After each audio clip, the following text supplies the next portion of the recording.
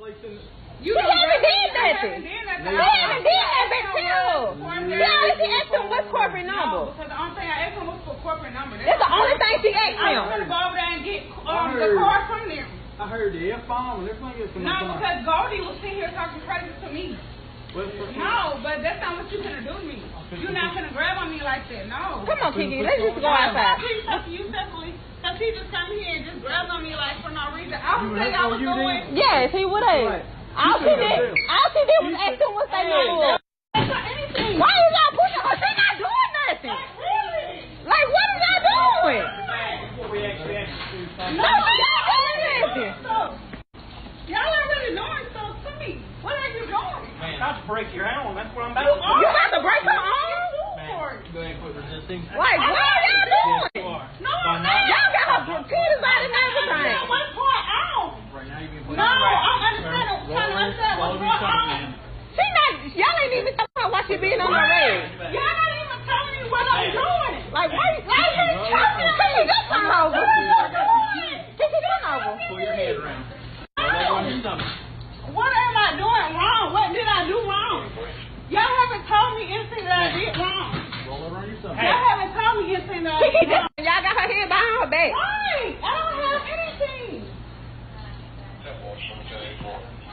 You want to come fix her clothes? No, y'all be. I am at Waffle House in Pinson, and they have the door locked, and they have customers in here, and they're saying that they're closed. The customers are eating. They are having to be white customers only, and I am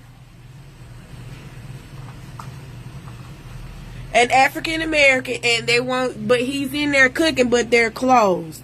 And the young lady that's walking down there will not open the door, and they have people that they're serving, but they're telling me that they're closed. Hey man, get the fuck out of her face! EJ, get in the car! EJ! Hey, we're pissing! Umbrella. She's up. Whole nother level of shit you can't even understand. What is good, my people? We are live back again with another episode of The Forecast.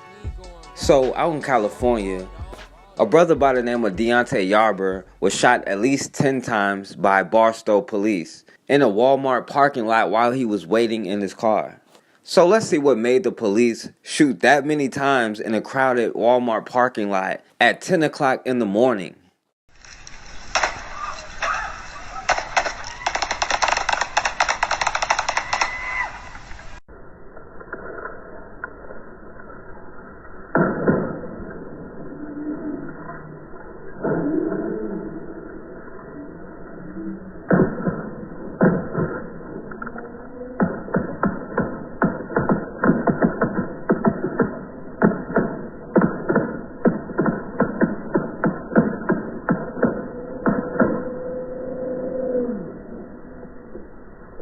Barstow police coming under fire after a deadly shooting. Family members say it was unjustified and excessive.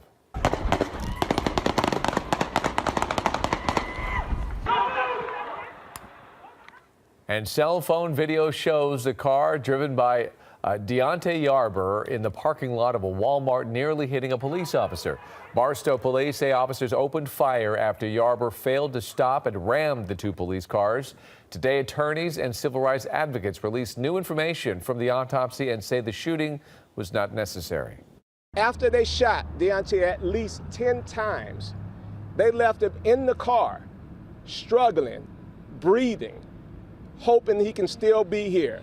They didn't check his pulse. They didn't do anything. Eyewitness News contacted the Barstow Police Department for their reaction today. So far, we have not heard back. So, according to the police, they said they got a call about a suspicious vehicle, which may be true. There are a lot of people that will call the police on us for any reason at all. And it doesn't matter what your beliefs are, you still fit the description. So anything you do is suspicious. Now, this brother was parked and sitting in his car waiting for his family to come out of Walmart. And according to the police, they were trying to conduct a traffic stop. And one of the cops claims that he recognized Diante Yarber. And they said it was something about a stolen vehicle. At first, the car he was driving was supposed to be stolen, but it was his cousin's car, and his cousin was with him. And then it turned into he was wanted for questioning from another stolen car that happened before. And then that's when they say Diante Yarber resisted and suddenly put his car into reverse and almost hit one cop and then smashed into 2 cop cars. And the cops, fearing for their safety, was left with no other choice but to shoot over 30 times in a crowded Walmart parking lot at 10 o'clock in the morning. The family of an unarmed man who was shot and killed in a Walmart parking lot earlier this month is now demanding justice. Yeah, KCAL9's Tina Patel reports tonight from Barstow, where the family's attorney is sharing new information about the case. The attorneys for the victim say the preliminary autopsy shows that officers used excessive force here at the Walmart, and that's why they say they're filing suit. Cell phone video captures the moment officers opened fire on a car at the Barstow Walmart earlier this month. You can hear approximately 30 shots. We know at least 10 struck the driver. That driver, 26-year-old Diante Yarber, did not survive. His family members, some who were in the car with him at the time of the shooting, are now hoping attorneys can get them some answers. Here we have again another unarmed black man being shot and killed by the police. Barstow police say Yarber may not have had a gun that day, but they say he was using the black Mustang he was in as a weapon, hitting several police cars as he tried to get away from officers. That's why they say 4 officers were forced to open fire, even though they were in a busy Walmart parking lot with other people around. At that time, they were in fear for their safety. They were in fear for their partners and other people in the parking lot if that action continued. They say Yarber not only had a criminal past, he had run from police after being found in a stolen car just a month earlier. So they were on high alert when they recognized him at the Walmart. They conducted the traffic stop and they actually saw him. He was the driver. He opened the door, he communicated with them, they ordered him out of the vehicle. They say investigators are now reviewing the officers' body cameras that show that interaction, but the family's attorneys say there was still no reason to shoot so many times and not to rush Yarber to a hospital afterwards. According to their preliminary autopsy, he died of asphyxiation, choking on his own blood. Which indicates to a medical professional that he struggled to survive and he was neglected treatment for a great deal of time. Yarber's funeral will be this Friday. His family says they are opening it up to the public. Now, after they shoot at him over 30 times and he got hit over 10 times, they let him choke to death on his own blood. This brother Diante Yarber wasn't even alone in the car, and other people in the car got hit who had nothing to do with it. And to justify it, they used the same old "I feared for my life" story. The cop in Texas, Roy Oliver, he had the same story when he killed the 15-year-old Jordan Edwards, when he was shooting into a car full of people, a car full of teenagers. And even though they charged him, they still continue to push his court date back further and further.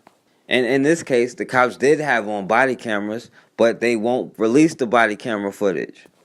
But there is video of the situation, and it contradicts the cop's story. The video does show him backing up, but it doesn't show him hitting the cop. It doesn't show him ramming into 2 police cars. There's pictures of the car, and it doesn't have any damage, especially if he rammed into 2 police cars. The only damage is all the bullet holes. There's no justification for what they did to him. The family of Diante Yarber is speaking out following the 26-year-old's death after he was shot by Barstow police officers. A portion of the April 5th encounter at this Walmart was captured by cell phone video. It shows the black Mustang Yarber was driving going in reverse, almost hitting an officer standing behind the car. A witness in the parking lot says that's when police started firing. And they actually told him to stop moving. And they didn't, because the Mustang actually just like reversed back and actually like crashed into 2 cars, or I don't know how bad the crash was. Lee Merritt, the attorney for the Yarber family, says the use of force was excessive. I don't think that any force was necessary. Their initial stop, there was no reasonable suspicion for the stop. And so Mr. Yarber, I believe, was within his rights to leave the police encounter at any point. In a press release, the Barstow Police Department says officers were responding to a call of a suspicious vehicle and believe Yarber was wanted for questioning in a vehicle theft. An investigation is underway. But Merritt says the car belonged to Yarber's cousin, who was also in the vehicle, and that Yarber didn't comply with law enforcement because he was in fear for his life. Just growing up, and as quite frankly, as a black man in America, he had a fear of law enforcement. While Yarber wasn't armed at the time of the shooting, he does have a lengthy criminal past, and records show had a current felony warrant for his arrest. The family is planning on filing a lawsuit on behalf of his 3 children. The mother of his 7-year-old daughter says it's been tough. It's really hard. I would never, ever had imagined to even have to talk to her about this. I want justice for my brother. I want the officers that were involved in shooting my brother, I want them to pay for it. The lawsuit will be filed on Monday for unspecified damages. A funeral service will be held for Yarber in Barstow on April 27th. The service is open to the public. Now understand this, when they have evidence against you, they will show it. They have no problem showing the evidence against you.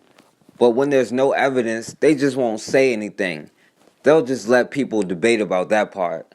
But always ask them for evidence. Always ask them for proof of what they say. Because a lot of times they make shit up.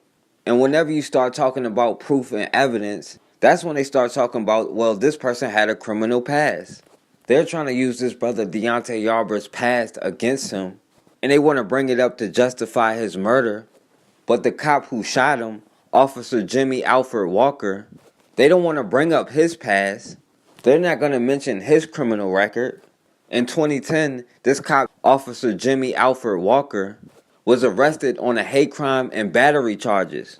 He was using racial slurs while he was assaulting a man and woman while he was off duty.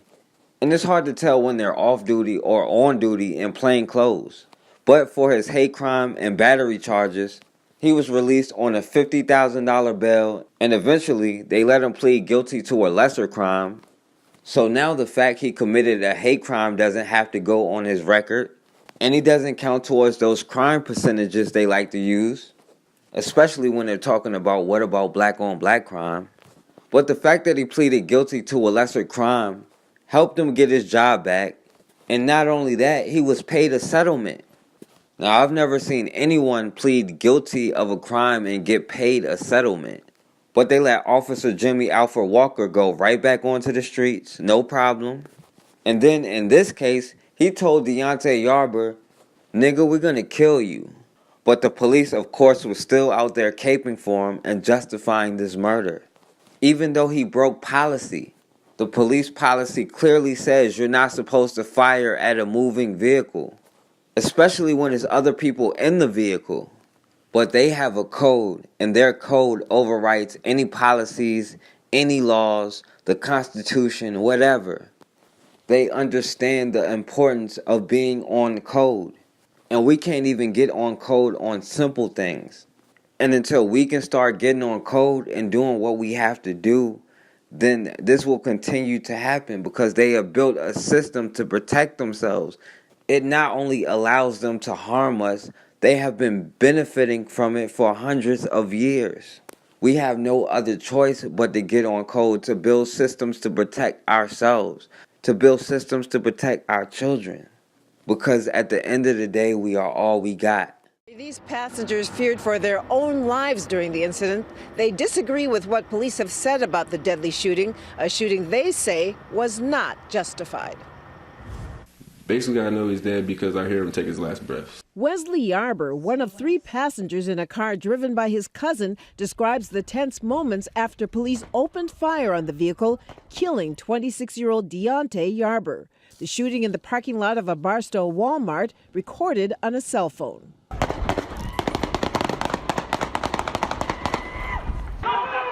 The black Mustang is seen going in reverse, almost hitting a police officer standing behind the car.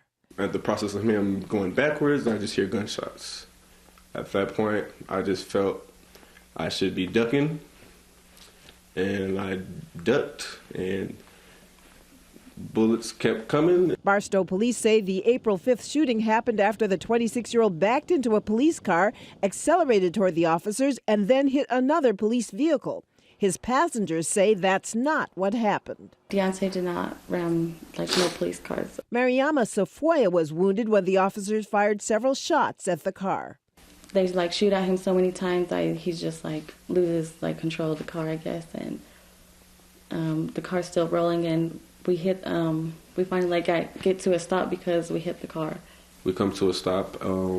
At that point, I'm just thinking, keep my hands up so I don't get shot. Authorities say the officers were responding to a suspicious vehicle call. Yarber was not armed but had a lengthy criminal history. The situation wasn't that serious for anybody to be getting shot at, let alone, okay, the driver, but then there's other people in the car too. Attorneys are preparing to file lawsuits on behalf of those passengers and Yarber's family.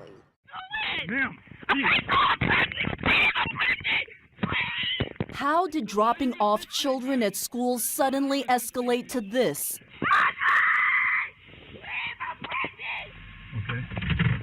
Police body cam video captures the entire incident. What's going on, ma'am? The first contact the Barstow police officer has is with this blonde woman who says she called the police to the school. She gets out of her car, comes over here, punches my window. No damage to the woman's car. The Barstow police officer then clearly says this.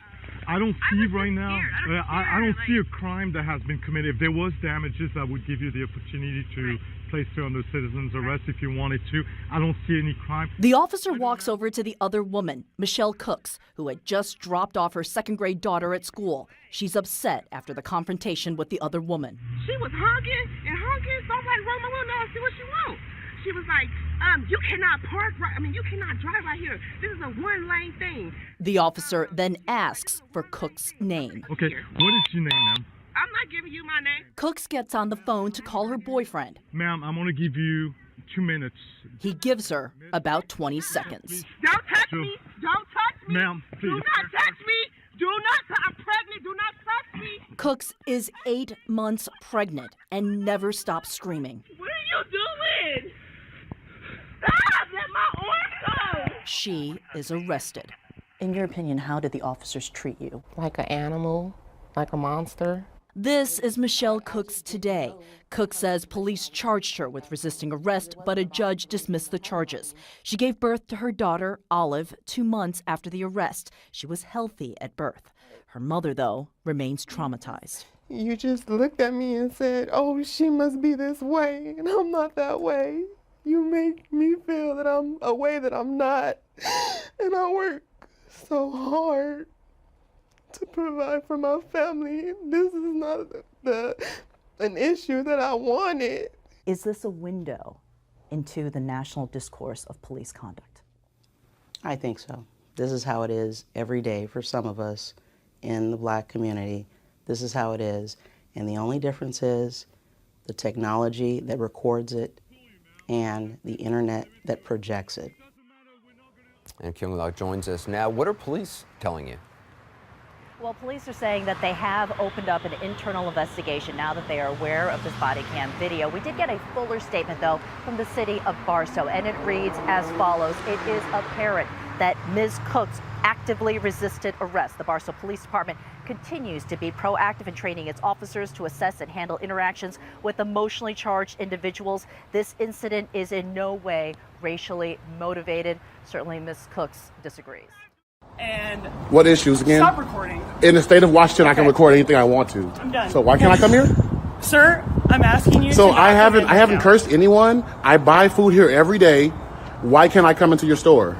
Sir, I'm gonna come regardless because I haven't done anything to your location. Do I really have to call the police? Yeah, call them because I want to know why I can't come in your location anymore. I've done nothing to her, but her employee came next door to get a job.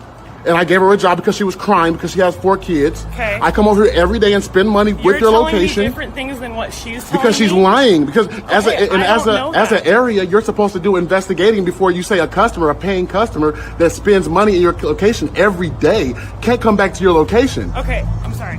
Right, and I'm going to.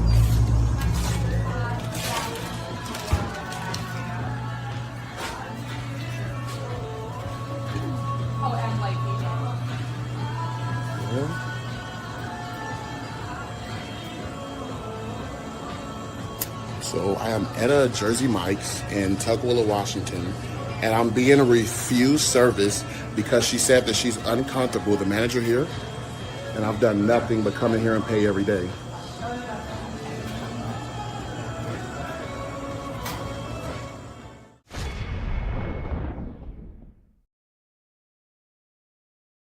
Tonight, some new Richmond residents are calling their neighbors racist. One family has their display on the front porch with several Confederate flags, but that's not all. A warning now, some of the images you're about to see, they might be offensive to some. Fox 19's Maytal Levy is live in New Richmond. She has a reaction.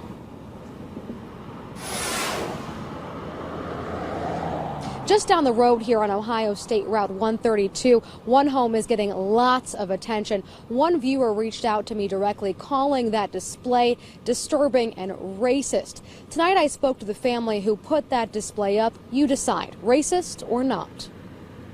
No way, shape, or form should anybody think it is racist. You be the judge. A black mannequin with painted lips, these figures with wigs strapped to the porch, and multiple Confederate flags of all sizes sit outside this home in the 2000 block of State Route 132. What would you say to someone who's driving by this and says that family hates black people?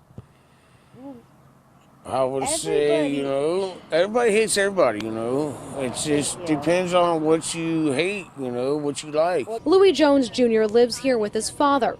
He and his friend Tammy spoke to us about the display, saying it's been up for years. They went up, a few of them at one time, and then a couple more were added, but the flags have always flown. That's for our country. It ain't got nothing to do with race. We ain't racial. Jones tells me he's proud to fly the Confederate flag. The rebel flag, it's not. Confederate flag. Yeah, it's not race. It's just for the war that we won, Which war? The Civil War. And we is in the South or the North? We is in the North. So that flag would be the wrong flag to fly. In some people's eyes. Jim Wenker has lived in Claremont County for most of his life. He says Lindale is fairly quiet, but some things are unacceptable. If he's doing something in poor taste with something black as an effigy or whatever, that's not appropriate. So back to the display. This is nothing but antique art. As for those black figures, all the baseball players on there are actual, from the first blacks that played the baseball game. They were asking specifically also what the black mannequin is supposed to represent. Oh, not like the mom of the baseball players, basically. Jones tells me his family has received threats over that display, but they have no plans to take it down anytime soon.